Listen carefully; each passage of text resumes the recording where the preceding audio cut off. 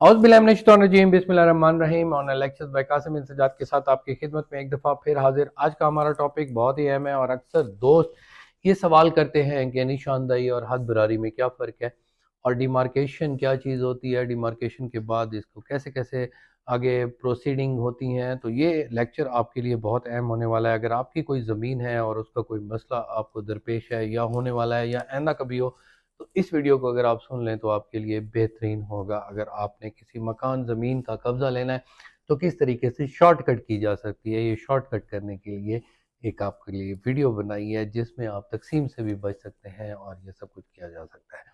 निशानदही जो है वो आम तौर पे क्या होता है कि आपने प्रॉपर्टी का पता करना है कि मेरी प्रॉपर्टी इधर कहाँ पर है, इस खाते में है या नहीं है। तो वो निशानदही मौके पर आपकी पटवारी जो कनगो है तहसीलदार के ज़रिए आप एप्लीकेशन देंगे और वो मौके पर जाकर निशानदही करेंगे कि जनाब ये खसरा, ये गिरदावरी, ये सब कुछ ये यहाँ पर है। वो एक निशानदही जैसे वो शो करता है ये लफ्ज़ के निशान दही एक जगह की आपने पॉइंटेशन करनी है। वो पॉइंटेशन करने के बाद वो चले जाएंगे जिसमें वहाँ पर कोई इंस्ट्रूमेंट ऑफ मेजरमेंट नहीं लगेंगे या उसकी कोई पूरी खाता और वो जो पत्थर होते हैं या कोई और इस किस्म की जो प्रोसीडिंग मेजरमेंट के दौरान होती हैं वो नहीं उसमें इस्तेमाल होंगी।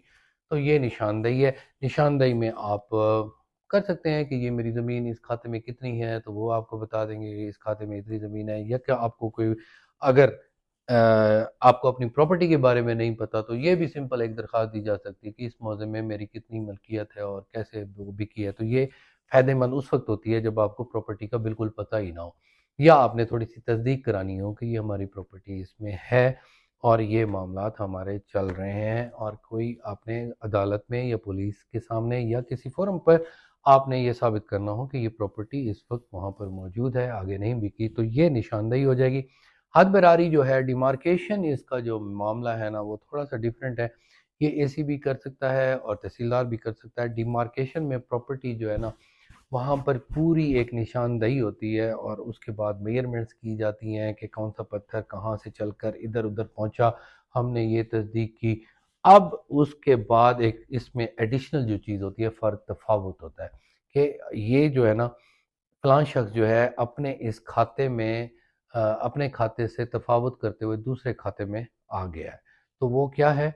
तो उस फ़र्क तफावत की सूरत में आप वहाँ से उसको बेदखल भी करा सकते हैं और बेदखली इसमें हद बरारी में हो जाती है। यहाँ पर एक अहम पॉइंट है कि खाता शरीक और खाता शरीक ना होना और तक़सीम होना। कब होगी? तक़सीम उस वक़्त होगी जब खाता शरीक अगर होंगे और उनका अनडिवाइडेड प्रॉपर्टी होगी तो तक़सीम होगी। और अगर हद बरारी की सूरत आप उस वक्त कराएंगे जब जिस पर आप दरख्वास्त देना चाह रहे हैं वो किसी और खाते में मालिक हो। क्योंकि जब अगर उस पर देंगे जो आपके खाते के अंदर ही मालिक हो तो वो बराबर का हिस्सेदार बन जाएगा, तो तकसीम नहीं हो सकेगी।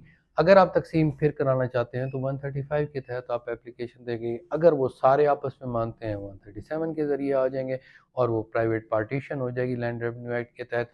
तो यहाँ पर ये अहम बात आपके जहन में मैं डालना चाहता हूँ कि कोई शॉर्टकट नहीं है अगर वो खाता शरीक है।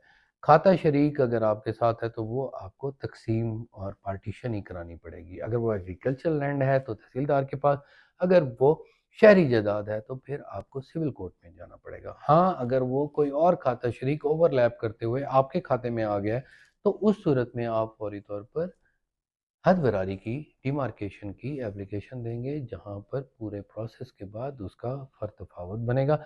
फिर अगर वो कब्ज़ा ना दे तो आप बेदखली भी कर सकते हैं और वो प्रॉपर्टी जो है आपको मिल सकती है, चाहे वो मकान है, चाहे वो कोई और भी इस किस्म की प्रॉपर्टी है, तो आप आसानी से उसे हासिल कर सकते हैं। ये बहुत अहम लेक्चर था जो मैं आपकी खिदमत में पेश करना चाहता था। सिर्फ आपसे गुजारिश ये है कि मेरे लेक्चर्स को दूसरों तक पहुँचाएँ ताकि हमारा ये पैगाम हर जगह पहुँचता रहे कि justice is to be delivered to every person without any color, creed, and caste. Thank you very much. Take care of yourself. Allah Hafiz.